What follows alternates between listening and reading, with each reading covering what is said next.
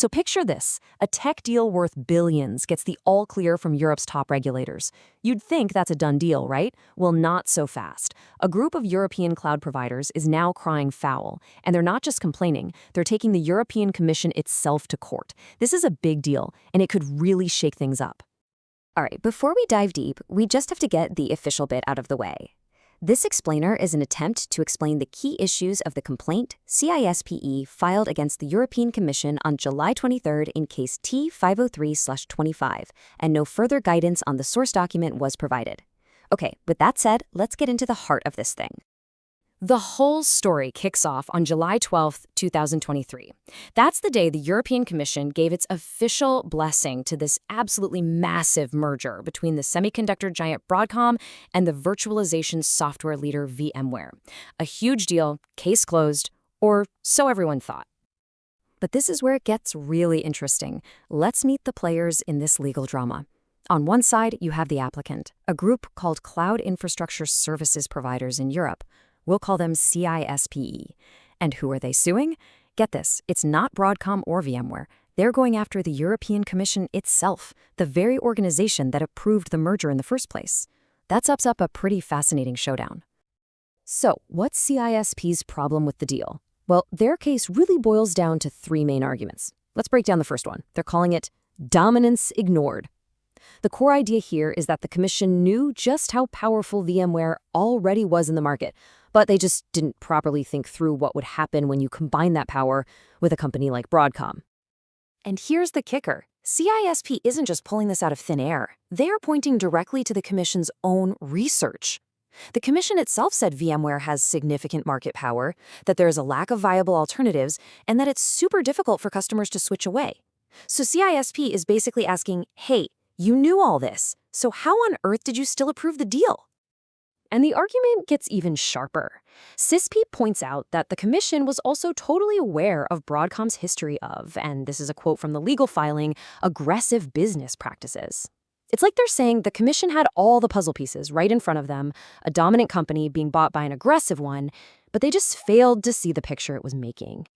This brings us to a really key legal term, horizontal effects. In simple terms, this just means looking at how a merger is going to affect direct competitors, the other guys in the market. CISP's claim is a big one. They're saying the Commission pretty much failed to do this homework. They didn't properly analyze the impact on the very market where VMware is already a giant. Okay, on to argument number 2. And this one is all about something called unfair bundling. The fear here is that Broadcom could start forcing customers to buy its other products, like hardware or other software, just to get access to VMware's essential stuff. It's a classic playbook move to use one strong product to dominate other areas. And here's where we see a total head-to-head clash. The Commission argued, nah, that won't happen. The products aren't that related and different departments buy them anyway. But CISP fires right back and says, really? Just look at what Broadcom did after it bought CA Technologies and Symantec. They claim those deals led to the exact same kind of product bundling. And this brings up a crucial point. CISP is arguing the Commission made a huge mistake by only looking at how these companies acted before the merger. They didn't do what lawyers call a prospective assessment, basically looking into the future to see how Broadcom's behavior might change after it owns a powerhouse like VMware. For CISP, history is absolutely the best guide for what's coming next. Now for the third and final argument, which zooms out to the biggest picture of all, the risk to innovation itself. This isn't just about prices or product deals. This is about the future of cloud technology. CISP is worried this merger will basically kill the motivation for anyone to invent and improve things in this space. You can see the domino effect that CISP is predicting right here. First, the merger makes the company overwhelmingly dominant. Then, competition withers. Once that happens, why bother innovating? There's no pressure. And in the end, who loses? According to CISP, it's the entire market and, most importantly, all of us, the customers. SPIPE is not pulling any punches here. They straight up accuse the Commission of committing a manifest error. Now, that's really strong legal language.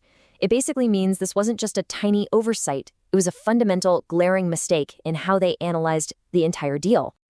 So after laying out these three pretty powerful arguments, what does CISP actually want? What's the end game here? What are they asking the court to do?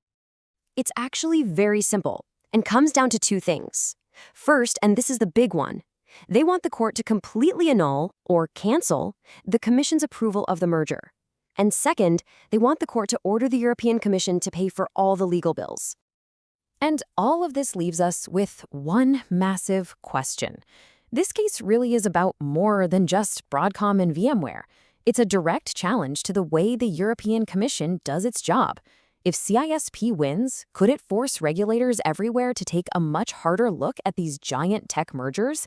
The outcome here could set a whole new rulebook for the future of tech.